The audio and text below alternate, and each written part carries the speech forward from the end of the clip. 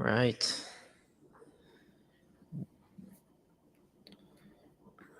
Back on another Tuesday night. Yeah. It kind of keeps me in check. I feel like when you have anything that's consistently like week after week, you notice how fast that they come up,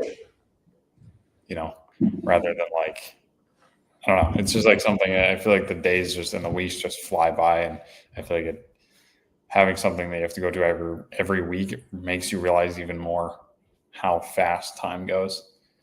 You gotta really, I think, intentionally as an entrepreneur, sometimes slow it down for yourself. Yeah. I mean, especially when you're busy, building, scaling, Yeah. and whatnot. It's just, you get so caught up in the day to day sometimes you forget to realize the big picture. Yeah. We talk about that a lot. Like, it's so important to like not lose sight of what's important, because as much as you and I are both like super dedicated, and as are a lot of entrepreneurs, it's really at the end of the day, like none of this matters. Like we talk about it all the time. It's like the relationships and, the experiences you have and the people you care about at the end of the day are what's important, rather than this. And like entrepreneurship and the business can absolutely give you purpose, and it does that for both of us. But um, I'm of the mindset where I think without those other things, it's almost meaningless. It's like the saying where it's like, what is success unless you have people to share it with? So, Yeah, exactly. I mean, it's at the end of the day, it's, the material bullshit doesn't matter. I think in the e-com world, we get so caught up, on social media and Twitter and everything with, materialistic things. And granted, nothing's wrong with that, right? It's nothing wrong with buying yourself nice things. But at the end of the day, you know, you got the most precious asset you have is time. yeah. I mean, it's like that guy, Ben Batter, that recently passed away. Yeah. You Yeah. know, he was crushing it. Yeah. Time got away. Yeah. I mean, that was a really unfortunate accident. I was hearing, I don't know. I was just from what I was seeing that it was a sauna related incident. Yeah, something like that. I don't know about the details, so I can't Yeah. really speak to it. Yeah. Not me neither. But either way, I mean, it's crazy. It's like, the saying where it's like, if you got your health, you want a million different things. And if you don't have your health, you only want one, you Yeah, know? it's like that Steve Jobs memoir thing that I sent you. That was, yeah, the summary of like, basically it was like, I have everything that I want materialistically. I could never ask any more. I've been the most successful in business that anyone could be, basically. He's like, and I am unhappy. And, um, you know, nothing, no amount of money, I'm sick, no amount of money can get me back to health. And yeah, I don't know. It's just like stepping back. I think that's really the theme of it all. It's like, if you don't do it, and we could say quote after quote after quote. It's like, I think it was the John Lennon quote or something where he's like, life's what happens when you're making other plans. Just like people throughout history say this all the time, and it's just because it's true. I don't think like we don't realize it in the day to day how fast stuff goes. No, speeds by. Do want to shout out Flipping with John on Instagram, saying goats. He got his LLC and website and all set up. He's ready to reach out. Best advice to starting. So, John, I had the chance to meet John actually at Sellers United. He's looking to get into wholesale. So maybe some pieces of advice for John. Just starting. He's got his business set up, LLC, but he's looking to get going with the business model. Yeah, I always redirect people to that YouTube video that we made, or you made, that has to do with mindset. and a lot of things that, whatever the title was, X amount of things I wish I knew as a beginner Amazon seller. Because as important as it is to just have raw action, which is definitely what we did at the beginning, I think if you have the ability to, like, take a little bit of time to tap into your mindset as a beginner, because your mindset, as you put, which honestly shifted my thinking about it, because I was of the mindset where it was a lot of fluff as well, like, oh, you got to focus on your mindset, you got to, focus mentally, but how you think mentally, it affects the rest of your actions, which do matter, as you've said. And so I always kind of point people to that video. I can link that you know if that's helpful. But I Yeah. think that that's one of the biggest things for me initially as a brand new beginner. Yeah. So, and then as far as just, business wise, John, once you have your LLC set up, it's really just about sourcing the right kinds of companies is your first step. And that's what we're going to do here today, so we're going to start that process and show you. We go live every week and source some brands.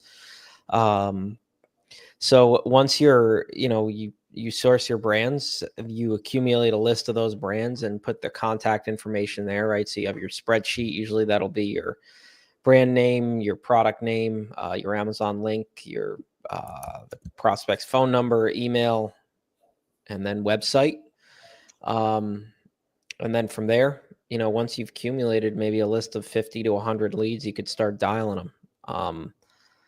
And you'll know if you're sourcing the right kinds of companies as soon as you start dialing them, because if you're, a lot of sellers get stuck because they're reaching out to too large brands. The brands are too large, right? So they're getting a bunch of gatekeepers and people who are, they have to talk to 6 different people to try to get to a decision maker. And still then they're met with, they can't get there. So, yeah, try to keep that revenue range up to, anywhere between like, our keep a product finder filters anywhere between bought in the past month is like 100 to 5,000 units, and 5,000 is definitely on the high end. This is monthly units. And then John's asking about a CRM to stay organized. Any good ones? Vendrive ? He's just starting. Yeah. I mean, I think initially, like, everything in this business, I was saying this yesterday to someone actually, is everything in this business is like, you're going to know when you need it. I mean, we've always kind of known, like, there's a very pivotal point in which you're like, I am dealing with XYZ issue and I need to upgrade to whatever, whether that's a warehouse, whether that's a CRM. Like, I would start by working out of a spreadsheet, and we did that for years, and we've color coded out of a spreadsheet. And then once it starts to get a little bit disorganized, then at that point, I mean, once you start to feel the need for it, I would upgrade to a CRM. Vendrive is great. We use NetHunt, which is just integrates with Gmail, which is great as well. CRMs all pretty much do the same thing. It's just about how you set them up that's more important. Yeah. I also wanted to touch on what you said about contacting the size of brands. I heard something today it's a really good, like, metric, I guess, a good way to think about it, I guess. It's saying that the person at the top, the one you need to talk to, is the only one that you should be making a deal or a decision with, because everyone else under them is looking for the approval of that person, right? So they're looking for things like, they're focused on their Christmas bonus, and they're not going to get their Christmas bonus, for example, unless they appease the person at the top. So they're going to, if you're calling and you're a seller and you say, I want to open a wholesale account, and, they're not the decision maker, they're just going to go to the decision maker. They're going to ask the question. And if the decision maker doesn't agree with it, they're just going to come back to you and agree with whatever the decision maker says. If the decision maker agrees with it, they're going to be all on board, because at the end of the day, they're not looking to take a vested interest in the company. They're just looking to collect their paycheck or get their bonus or do whatever they need to do to, to suit themselves. So it doesn't make any sense. It's totally inefficient, but like that's just kind of backing into it. It's like they have no vested interest and they're going to go along with whatever the decision maker says. So you might as well just go to them in the first place. Yeah. Yep. Yeah, so guys, if you have any questions, keep firing them here in the chat. John is also asking a follow-up question. On Instagram, do you like going direct where wholesale, not brand direct, or do both? Which is the best area starting? So I think he's asking about like the difference, like where to start wholesale with distributors versus wholesale brand direct. Yeah. I mean, I've always said that, like we talk about, it's a different type of outreach, right? They're motivated differently. But I mean, we've talked about it before, like you're going to get distributors just by reaching out to brands. Right. So if you face a lot of resistance from the brand, and you're hitting it from every angle and they're just not having it, you could always ask for a list of authorized distributors. So that's like the sort of the line of last resort for us. If the brand is like, if we've tried, from every angle with the brand and nothing's happening, we'll ask them for a list of authorized distributors. And that's important because you're validating the supply chain. You're getting that list directly from the brand. And those distributors are going to be authorized because they're on a list from the brand. So you still probably want to have some sort of a documentation showing that the brand purchases from, or the distributor purchases from the brand, and or a segment of an agreement between the distributor and the brand. I say that from experience. We had a situation where we buy from the exclusive US distributor and Amazon still raised a claim about something along the lines of theft, even though we know 100% that it was legitimate product. So we had to go back with the distributor, talk with them, and they had to spend some time working with the brand to get the information that we needed. And then we submitted it to Amazon. But if you were in fact buying from a distributor that was not authorized and you dealt with that sort of a situation, you could be toast by Amazon, because if you actually bought that product and didn't validate the supply chain, then you did go against Amazon TOS, and that is worthy of an account section 3, right? I mean, you sold an authentic product. Like, people wonder about their section 3's account health, but like, if you play by Amazon's rules and you make a mistake, generally when Amazon triggers something, there's a way out of that mistake. Right. Or if you actually did something that is, like if you can pinpoint a reason, if you face an account health claim and you can pinpoint a reason for why that happened, there's usually a way out of it. Yeah.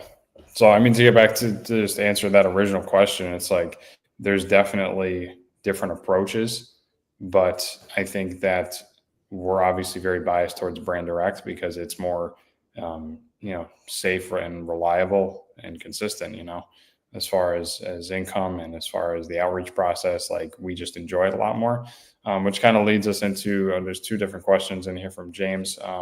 James, good to see you. I'm actually going to touch on this one first, which is, can you still make money going the distributor route? I mean, what does that look like? Like, Brad, what have we heard from other people as far as how that distributor game works? I mean, a lot of times it's fast ins and fast outs. Yeah, I mean, you could definitely still make money with distributors, but if you're working with big distributors, like UNFI, KHE, and any of the big distributors that are carrying big name brands, a lot of that is, like buy on promotion type deal, buy during certain times, like take all opportunities, things like that. And it's just inconsistent. Like, we've built our business based off of the consistency and the predictability of having a brand direct account that, we can rely on making profit from month after month. And if we have a brand exclusive, I mean, it's just even more predictable. So you could still make money for sure, but I would, try not to make that be like the part. Like, don't overly rely on those bigger distributors. I think the better route when we talk about distributors is to work with maybe smaller to mid-sized distributors, because again, just like working with smaller to medium-sized brands, you're able to reach like an owner or an executive decision maker at that distributor. You're able to build a good relationship with them, and they are likely carrying smaller to medium-sized brands because they're a smaller regional distributor. And so because of that, you're able to make more money, make consistent profits. And even though the distributor doesn't have a vested interest in the brand, the distributor may only sell to you. Like if you explain to them that adding resellers on Amazon dilutes my sales, and it dilutes and it cannibalizes like our relationship. Distributors' motivation is to make more money and grow their business. And if you build a good relationship with them, they're going to be inclined to listen to what you have to say. And so you could get an element of exclusivity with a distributor, especially if like that distributor is either the exclusive distributor in the United States, maybe it's a foreign brand, or if not exclusive, like a primary distributor of the line. So a lot of similarities between making money with distributors and making money with brands, but just know that the bigger the distributor, it's going to be more of a get in get out type thing. Yeah, and it all goes back to just control too. Like everything that Brad was saying kind of has to do with like how much control and reliability you have over the products that you're selling.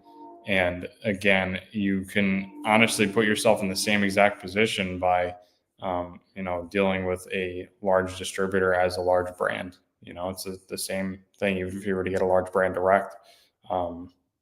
Sometimes it could still be inconsistent because of the supply chain. So the follow-up question from James, how to get past a gatekeeper. I was talking about this the other day on one of the lives, or I believe in the community or something, one of the calls. And my personal experience is to ask a question that they were not given a template answer to, because then they have to either put you in contact with someone else higher up, or they have to ask them directly, and then it opens the door for conversation.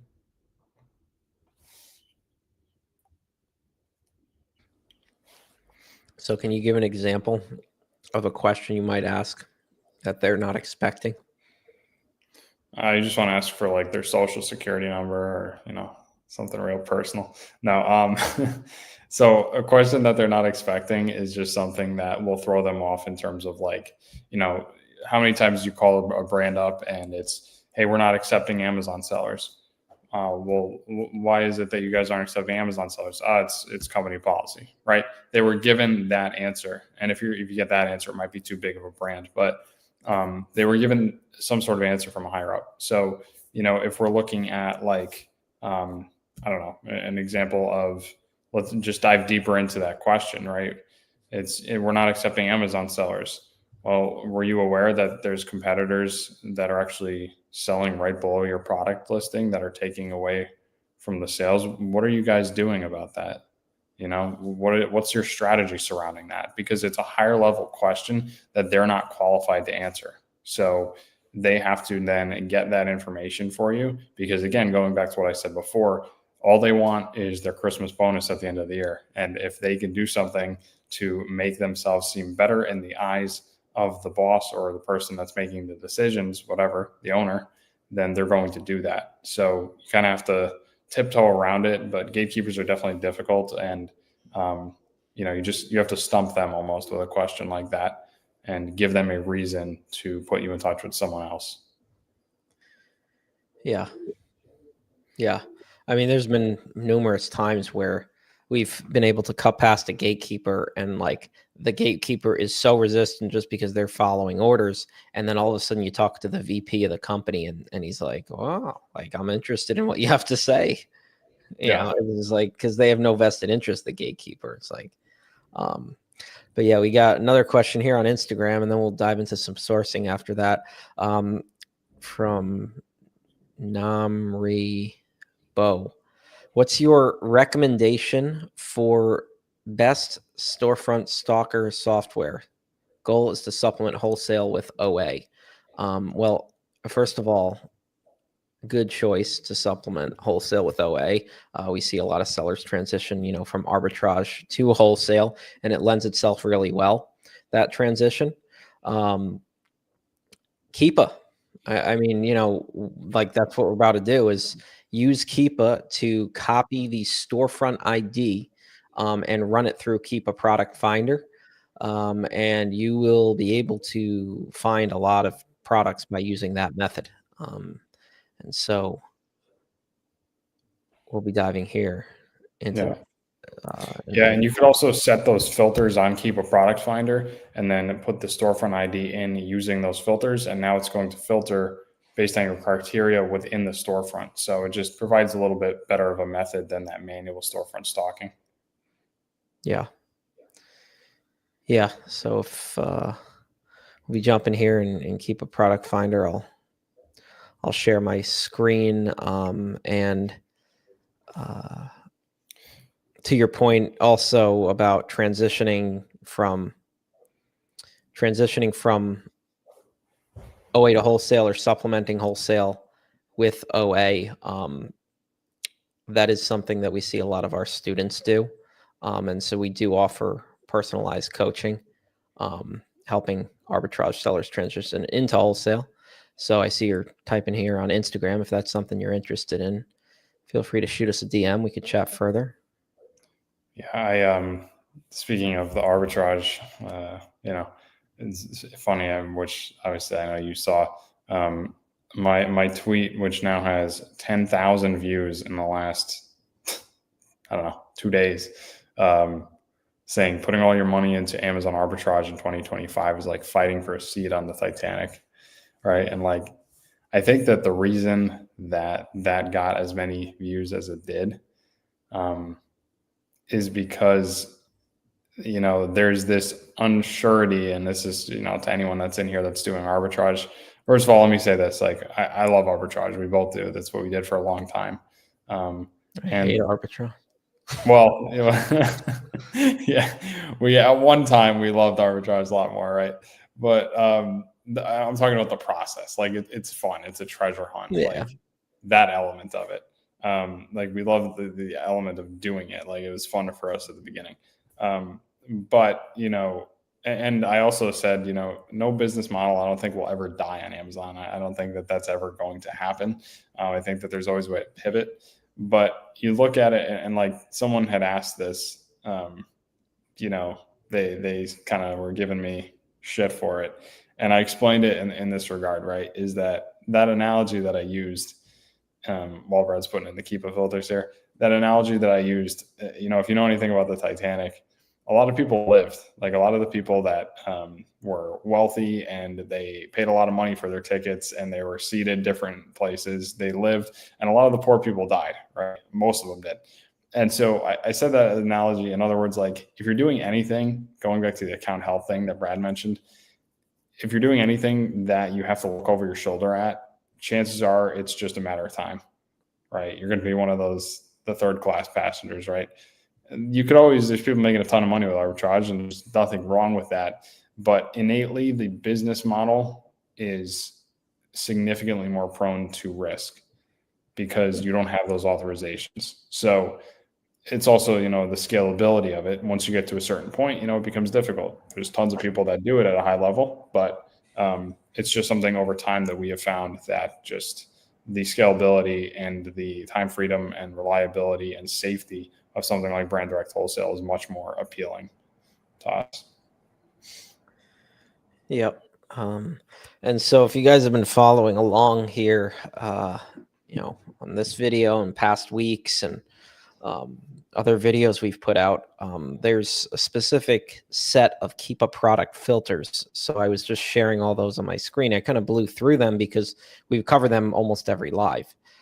So what this has accomplished is it accomplished a filter of 18,000 products from Amazon's 21 million catalog.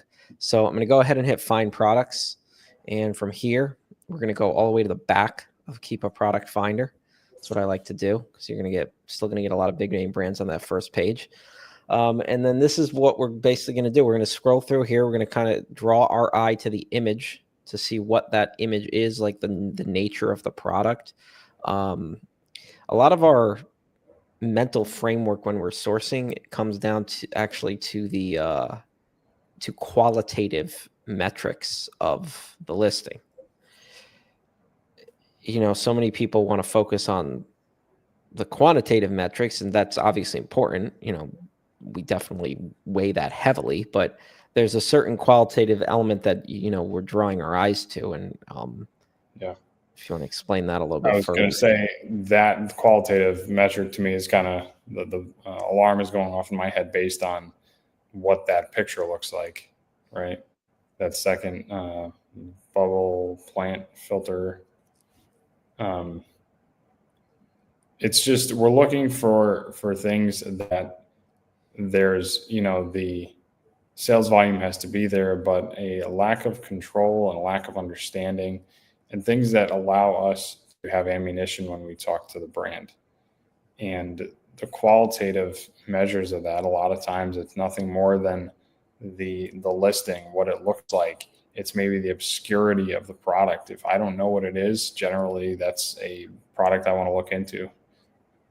Yeah. I was looking at this one, but not in love with what it is. It's probably very heavy. Yeah, it says net weight 4 ounces, but this product Oh, never mind. could be like pesticidal in nature. Looks to be like some sort of a plant thing. I don't even know what it is, but yeah, I would probably stay away from something like Just that. 40 ounces, not 4. Yeah, that's a good product. What is that? It's a wig? Yeah, it's probably a wig. Oh, it's a weave. Yeah, it's probably expensive. What's the price on that? I know that those are a good amount. We got this now. Some of these things just never fail to amaze me. Like what is it? We have classic marshmallow circus peanuts. Yeah. I mean I wonder how the terms of service, because the terms of service on Amazon say you can't use packing peanuts. How does that work? I don't know. That's a good question.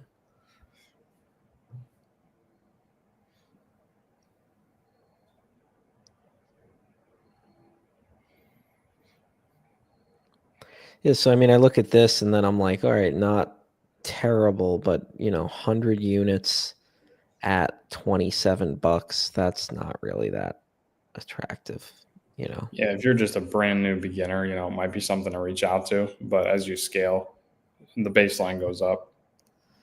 Yeah. So we'll just scroll through here and see what catches our eye. Occasionally we'll, filter based on volume, based on price, things like that.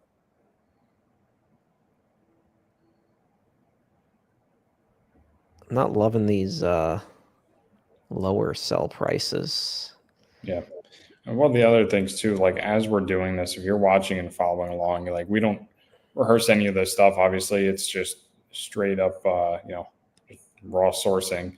And if you see a product that you want us to look at or click on, or something that catches your attention, or you want a second opinion on it, like let us know, and we'd be happy to talk about it and kind of dissect the product as well. Yeah.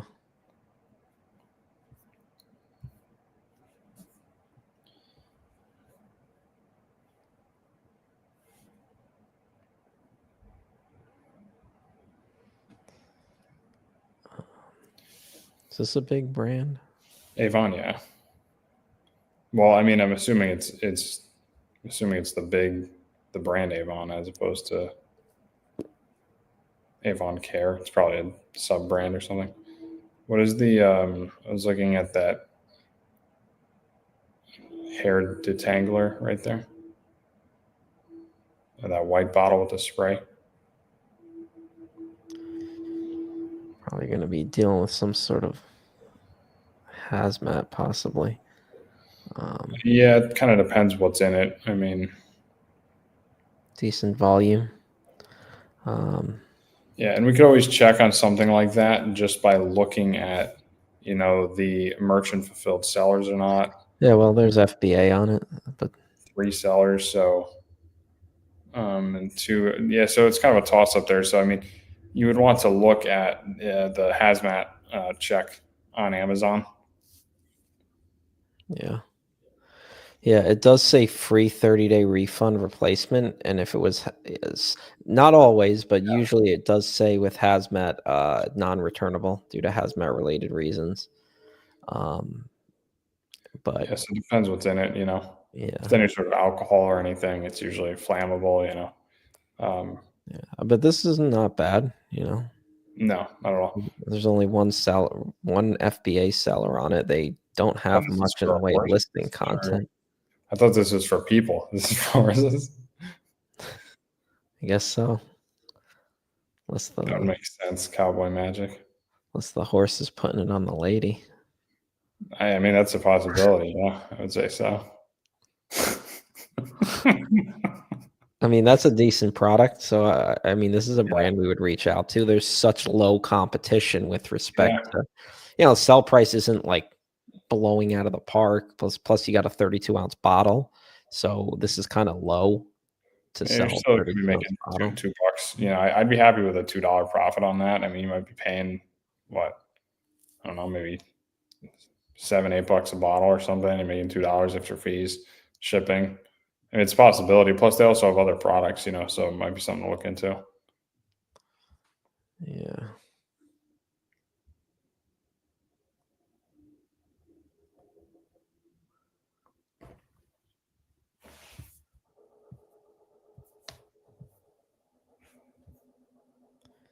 It's interesting. A little bit of seasonality going on. Yeah, I mean, it only hops up to what, 100 plus though. Yeah, nothing crazy. What is that? The world's largest lollipop. What are we looking at there? It's up a little bit. The red one. Let's click on that. How are we looking? Brand is suckers and lollipop. This is the category. um, yeah, you got the brand selling it, so that's not 1.75 pounds. Paying $30 for a lollipop. this would give you diabetes in one. Yeah, one sitting. 26 servings per container. 26 servings. So like one of these is 26 servings. Sorry, 26 times what's the sugar in it? 20 grams. Yeah.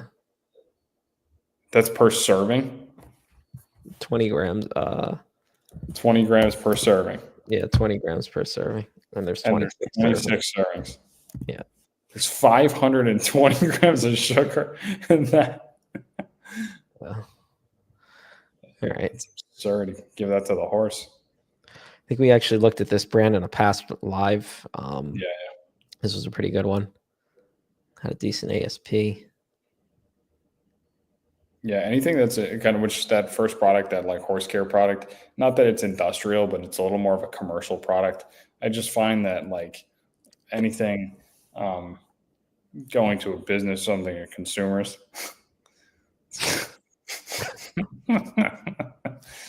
Man, we're finding the gems tonight.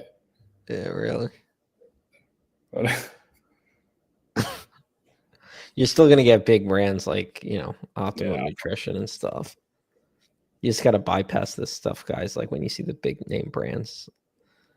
we got for oh, never mind. I was gonna say that's only 100 I'm plus. trying to lean into something a little bit more of in the higher volume range or higher ASP range because I'm not finding a ton right now. Let's keep looking here.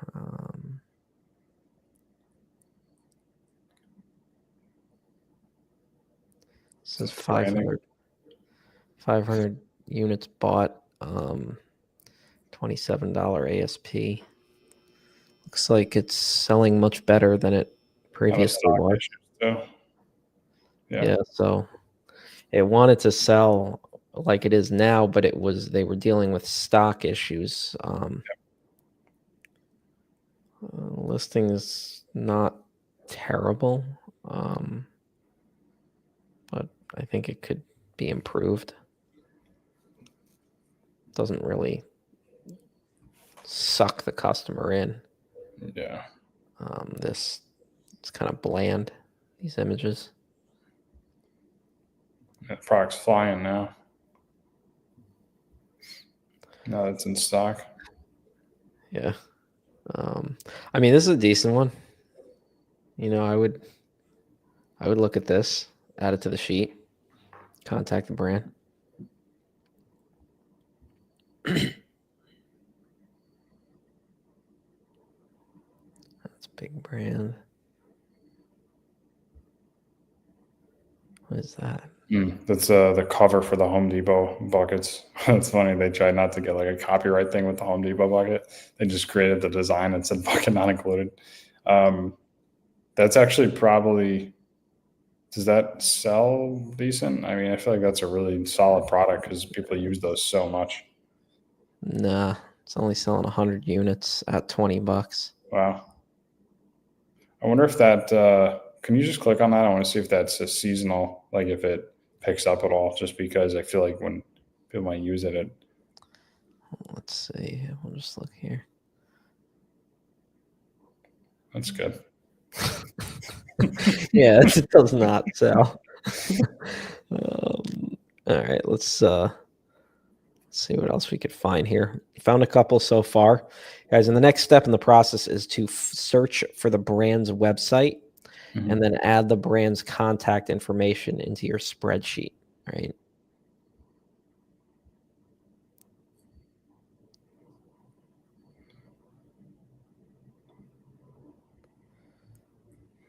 I mean, that one did not look bad. That was 400 plus bought. That, yeah, Yes. that, yeah. Looks like it might have just been launched. Was it? Wow. Check it out. Looks like a foreign brand. But yeah, I mean, it's Wow. 80 Yeah. days old, the listing. Doing well for 80 days. Yeah. It's another opportunity. You might find some like newer brands to the Amazon market that, have a lot of demand elsewhere. Yep. Yeah. Talk about a seasonal item. You get a calendar. I mean, that's, Yeah. What is this? This is a electronic product. analog telephone adapter. Wow. It's technology that, again, it's interesting that a lot of the technology too, like as it ages out, people still have such a demand for it. Yeah. Like there's still probably a ton of demand for CDs and things like that. Yeah. We'll see if we could find one or two more. Yeah. So, I mean, my eye is going at this point to bought in the past month. Yeah. I'm trying to get something with a little bit higher volume. Like if the most competitive category in the world is apple cider vinegar, it's like, how do you even start a brand in that category and get Yeah. any market share? I mean, Bragg has like the majority of it, I would imagine. Like, yeah, yeah. And then there's Goalie with the gummies. Goalie, yeah. Which was a smart move because honestly, like, oh, there's a product that was Yeah, we've seen that one before. over that, yep.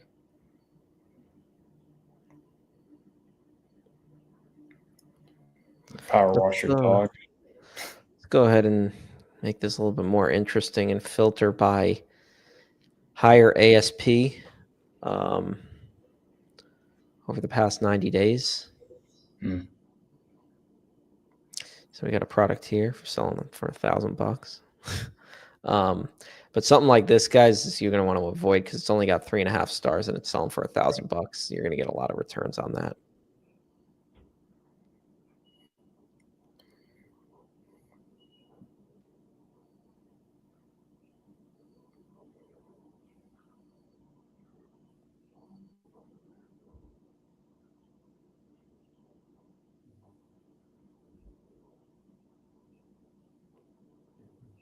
Sells okay with respect to the sell price. Sells actually very well with respect to the sell price. Mm. You got Johnson Distributors on it. So that's, I mean, is that like Johnson Distributors actually? I don't know. But yeah, I mean, this would be a freaking winner. Yeah. This is a great product. Cervical traction home traction device. We talk about obscurity. Yeah. You got it. Only thing you want to make sure is just want to make sure your ducks are in a row from a compliance standpoint because it is a medical type product. But hey, I mean, 389 sell price at $300. This is a winner. And they got MAP. This is a winner. I mean, if you closed a brand exclusive with this, I mean, it's gonna make you hundreds of thousands a year. Yep. One listing. This is a 7-figure listing right here. So that trailer hitch one below it was interesting to me too. Although those would be heavier. You see, we've been sourcing for 15 minutes, and I mean, we found a multi-million-dollar product right here. Yeah. Reach out to the brand. And if you're good, you might be able to close them. Yeah, and there's tons and tons of products out there like that. I mean, it's all about just doing it in volume. Like if you don't get it now, reach out again 6 months from now. The timing might be where the brand isn't ready, but just like stay consistent. That's what the most important thing is. There's tons and tons of opportunity out there. Yeah, exactly. And name Raybo also on Instagram mentioning, writing is on the wall for OA can only scale so much. Wholesale is more helpful for long-term security and growth. Definitely. Shout out Jacob here in the chat. What's going on, Jacob? Jacob's asking a question here. What do you all think about the idea of hopping on brands that accept everyone with the idea of kicking everyone off? They have MAP, by the way, and live close to me. Yeah, I mean, we're talking about they accept everyone now, but they have the plans in the future of kicking everyone off. I mean, I think you might be saying that like hopping on and then you kicking everybody off.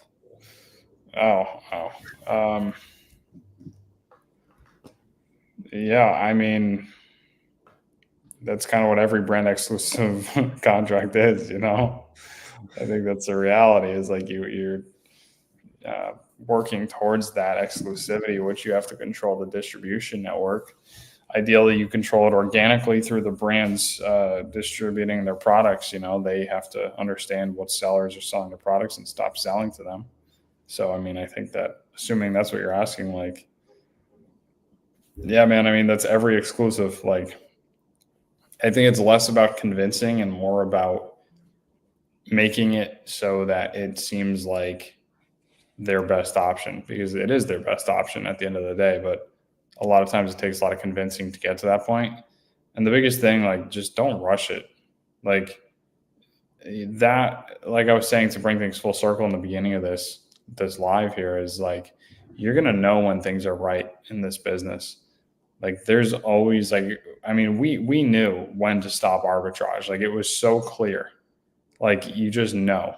And, we knew when to move into a warehouse, and we knew like, it's a very clear thing. And you're going to know that with a brand when it's not an uncomfortable thing to directly ask for the exclusive or mention exclusivity, then, I think that's the time, and it's no longer convincing. It's moving in a direction that makes the most sense for the brand.